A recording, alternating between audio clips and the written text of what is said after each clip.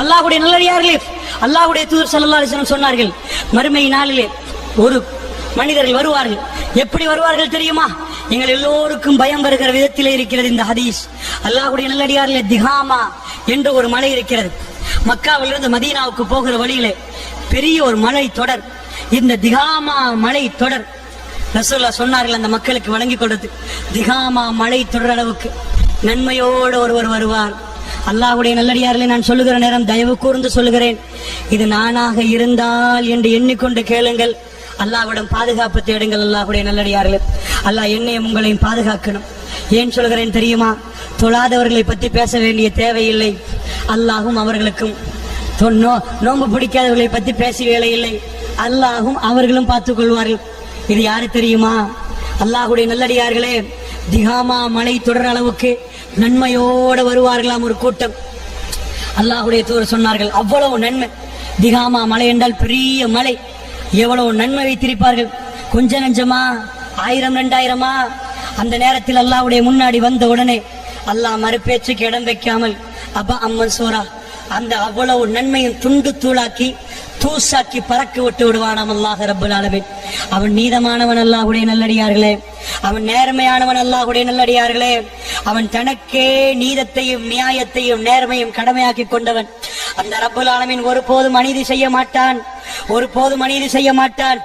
அல்லாஹ்விடம் ஒரு அடியான் வாதிடுவான், என்ன மறுமையுடைய விசாரணைகளே, யா அல்லாஹ் எனக்கு என்ன யா அல்லாஹ் சாட்சியாளர்கள் எல்லாம் கொண்டு வந்து வைக்கிறாய், நீ இருக்கிறாய், சாட்சியாளர் கொண்டாமல் என்னை விசாரியா அல்லாஹ் என்று சொல்லுகிற நேரம், அப்படியா அல்லாஹ் எப்படியெல்லாம் அவகாசம் கொடுக்கிறான் என்று பாருங்கள். அப்படியா சாட்சியாளர்கள் எல்லாம் அனுப்பிவிட்டு, அல்யௌம நக்திமு அலா அஃப்வாஹிஹிம் வ துகல்லிமுனா ஐதீஹிம் வ தஷ்ஹது அர்ஜுலுஹும் பிமா கானூ யக்ஸிபூன்.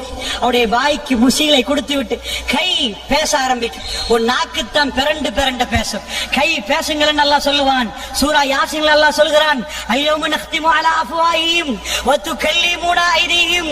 கரங்கள் எல்லாம் பேசும், யா அல்லாஹ் நான் அந்த பெண்ணை பிடித்தேன். அவருடைய நாக்குக்கு அல்லாஹ் சீல் வைத்து விட்டு வ தஷ்ஹது அர்ஜுலுஹும், அவருடைய கால்கள் சாட்சி சொல்லும், நான் போனேன் யா அல்லாஹ், அந்த அநியாயமான வியாபாரத்துக்கு இந்த காலால் தான் போனேன் யா அல்லாஹ் என்று சொல்லும். அல்லாஹ் ரப்புல் ஆலமீன் அப்படி விசாரிப்பான் என்றார்கள். மறுமை என்பது அல்லாஹ்வுடைய நல்லடியார்களே, நீங்கள் சாதாரண ஒன்று நினைக்கிறீர்களா? அல்லாஹ் ரப்புல் ஆலமீன் சூரியனை கொண்டு வந்து நிப்பாட்டப்படுகிற நேரம் ரசூலுல்லாஹ் சொன்னார்கள், ஒரு சிலருக்கு கணுக்கால் அளவுக்கு, ஒரு சிலருக்கு முட்டை அளவுக்கு, ஒரு சிலருக்கு வாய் அளவுக்கு என்று வாயை பிடித்து காட்டினார்கள். இந்த வாய் அளவுக்கு கால் அளவுக்கு என்றார்கள். அவ்வளவு வேர்வையில் மூழ்கி கொண்டிருக்கிற நேரம் அல்லாஹ்வுடைய சன்னிதானத்தில் விசாரணை நடக்கும் என்றார்கள். அல்லாஹ்வுடைய நல்லடியார்களை சஹாபாக்கள் பயந்து போனார்கள். எங்களுக்கு எல்லாம் அந்த பயம் உருவாகிறதா? அல்லாஹ்வுடைய நல்லடியார்களே, அதனால் நன்றாக புரிந்து கொள்ளுங்கள். அந்த விசாரணை நடக்கிற நேரம் அப்படி ஒரு கூட்டம் வருவார்கள், திகாமா மலை தொடர் அளவுக்கு நன்மை. அந்த நேரத்திலே சஹாபாக்கள் அசந்து விட்டார்கள். யார் ரசூலல்லாஹ், அவர்கள் யார், அவருடைய பண்புகள் என்ன, எங்களுக்கு கொஞ்சம் சொல்லுங்கள் என்று யார் ரசூலல்லாஹ் ஏன் கேட்டார்கள்? நாம் எல்லாம் இப்படி அதி சொன்னால் பண்புகள் என்ன என்ன அவருடைய அடையாளங்கள் கேட்போமா?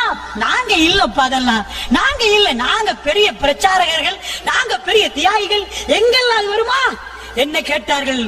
உயிர் கொடுத்த தியாகி, உயிரை திறப்பதற்கு தயாரான தியாகிகள், தன்னுடைய பிள்ளைகளை இழந்தவர்கள், தன்னுடைய தகப்பனை இழந்தவர்கள், ஒட்டுமொத்த சொத்தையும் மக்காவில விட்டு ஒரே ஒரு ஆடையோடு மதீனாவுக்கு வந்தவர்கள், எந்த பொருளாதாரத்தை விரும்பாதவர்கள், இந்த உலகத்தில் ரப்புல் ஆலமீனுக்காக வேண்டி எல்லாத்தையும் திறந்து கொடுத்தவர்கள். அவர்கள் கேட்டார்கள் அல்லாஹ்வுடைய தூதரிடம், யா ரசூலல்லாஹ், அவருடைய பண்புகள் என்ன யா ரசூலல்லாஹ், அவருடைய அடையாளங்கள் என்ன யா ரசூலல்லாஹ், அவையெல்லாம் எங்களுக்கு சொல்லித்தாருங்களேன், அதில் இருந்து நாம் பாதுகாப்பு பெறுவதற்கு யா ரசூலல்லாஹ். அல்லாஹ்வுடைய தூதர் என்ன சொன்னார்கள்? இன்னஹும் பிஹ்வானிக்கும், மக்களே அவர் உங்களுடைய சகோதரர்கள் என்றார்கள். அவர்கள் வேற யாரும் இல்லை, உங்களுடைய சகோதரர்கள். இன்னஹும் பிஜில்தித்துக்கும், அவருடைய தோல் என்ன தோல் தெரியுமா? எவ்வளவு தெளிவான விளக்கம் பாருங்கள். அவர்கள் யார் தெரியுமா? உங்கள் சகோதரர்கள் என்றார்கள். அப்படினால் யார்?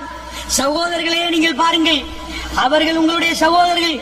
இன்னஹும் பிஜில்தித்துக்கும், உங்களுக்கு அரபி தோல் இருக்கிறதா? அதே அரபி தோளில் உள்ளவர்கள் அல்லது உங்களுடைய தோல் உள்ளவர்கள். ரசூலுல்லாஹ் என்ன சொன்னார்கள்?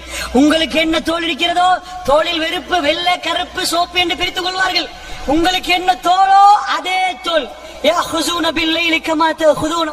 இரவையெல்லாம் நீங்கள் எப்படி தொழுவீர்களோ அப்படி அவர்கள் இரவெல்லாம் தொழுதவர்கள் அல்லாஹ்வுடைய நல்லடியார்களே. இந்த ஹதீஸ் என்னையும் உங்களையும் அதிகம் அதிகம் பயமுறுத்துகிறது, என்னையும் உங்களையும் அதிகம் அதிகம் பயமுறுத்துகிறது. அல்லாஹ்வுடைய நல்லடியார்களே, இரவை நீங்கள் எப்படி எடுப்பீர்களோ அதே போன்று இரவை எடுத்தவர்கள். சஹாபாக்கள் இரவை எடுத்தது போன்று எனக்கு எடுக்கலாமா, உங்களுக்கு எடுக்கலாமா? இறைவனோடு கொஞ்சம் குழாவிக் கொண்டே இருப்பார்களே. ரஹ்மான் என்னை பார்க்கிறான் என்ற உணர்வோடு முஹ்சின்களாக நின்று கொண்டு அல்லாஹ்விடம் தேம்பி தேம்பி அழுது அழுது ஓதுவார்களே. அல்லாஹ்வுடைய நல்லடியார்களே, அந்த பாலைவனத்தில் உள்ள உணர்வு என்ன, உணர்வு என்ன? தொழ முடியாவிட்டால் உட்கார்ந்து கொண்டு அவர்கள் அல்லாஹ்விடம் நெருங்குவதற்கு எவ்வளவெல்லாம் நெருங்கினார்கள், எப்படியெல்லாம் ரசூலுல்லாஹ் நெருங்கினார்கள். அதனால் நீங்கள் எப்படி இரவை எடுப்பீர்களோ அப்படி இரவெல்லாம் அவர்கள் விழித்து தொழுதவர்கள்.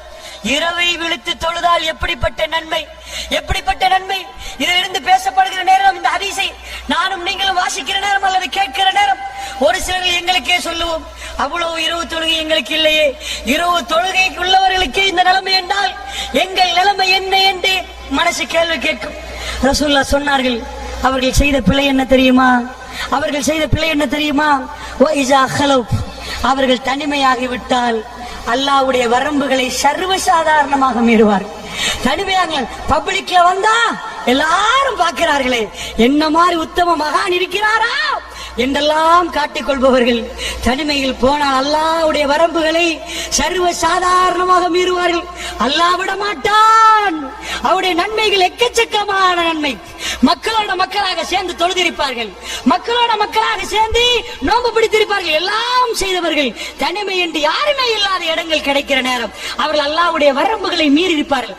அல்லாஹ்வுடைய நல்லடியார்கள் அப்படியெல்லாம் மீறினால் அல்லாஹ்விடம் பாவ மன்னிப்பு கேளுங்கள், அல்லாஹ்விடம் மன்னிப்பு கேளுங்கள். அல்லாஹ் உங்களை மன்னித்தால் அந்த நிலைமை இல்லை. அல்லாஹ்வுடைய நல்லடியார்களே, தவறாக புரிந்து கொள்ளக்கூடாது. அல்லாஹ் ரப்பல் ஆலமீன் திருக்குர்ஆனில் சொல்லி காட்டுகிறான், والذين إذا فعلوا فاحشة أو ظلموا أنفسهم ذكروا الله واستغفروا لذنوبهم ومن يغفر الذنوب إلا الله. அல்லாஹ் கேட்கிறான், والذين إذا فعلوا فاحشة, யாராவது ஒரு மானக்கேடான காரியத்தில் ஈடுபட்டு, யார் அவர்? முத்தகீன். அல்லாஹ் சொல்கிறார், முத்தகீன்களை பற்றி சொல்கிற நேரம், அந்த முத்தகீன் மானக்கேடான காரியத்தில் ஈடுபட்டு அல்லாஹ்வை ஞாபகப்படுத்தி அல்லாஹ்விடம் பாவ மன்னிப்பு கேட்டு அல்லாஹ் மன்னிப்பு கொடுத்தால், ومن يغفر الذنوب إلا الله, அல்லாஹ்வை விட யாரப்பா மன்னிப்பு கொடுப்பது நல்லா கேட்கிறான். அவர்களை அல்லாஹ் சொர்க்கத்துக்கு அனுப்புவான் என்கிறான். அதனால் தப்பித்தவரையாவது ஒரு இரவிலே உட்கார்ந்து தப்பான படங்களை பார்த்திருந்தால் தேம்பி தேம்பி அழுதாவது அல்லாஹ்விடம் மன்னிப்பு கேளுங்கள். அல்லாஹ்வுடைய நல்லடியார்களே, தஹஜ்ஜுதிலே வைத்து திருக்குர்ஆனோடு உட்கார்ந்து அல்லாஹ்விடம் நெருங்கி யாரும் தெரியாத நேரம் தேம்பி தேம்பி அழுது அழுது அல்லாஹ்விடம் கேளுங்கள். அல்லாஹ் ரப்புல் ஆலமீன் அல்லாஹ் என்ன சொல்கிறான் தெரியுமா? வஹஷிய ரஹ்மான் பில் கைபி, யாரு மறைந்து அல்லாஹ்வை பயப்படுகிறார்கள் அவர்களுக்கு சொர்க்கம் உண்டு. அதாவது கண்கள் வடிந்து கொண்டு ஹாலியன், ஒரு அடியான் தனிமையாக இருந்து கொண்டு அல்லாஹ்வை நினைக்கிறான், அவனுக்கு அல்லாஹ் மறுமையிலே என்ன கொடுப்பானாம்? என்ன கொடுப்பான்? அல்லாஹ்வுடைய நல்லடியார்களே நிழல் கொடுப்பான். அப்படி என்றால் இந்த இரவுகள் எல்லாம் யாருக்குமே தெரியாம தனிமையில் ஒதுங்கி விடுங்க. செஞ்ச பாவங்களை எல்லாம் முன்னாடி வைங்க, யாருக்கும் தெரிய வேண்டாம்.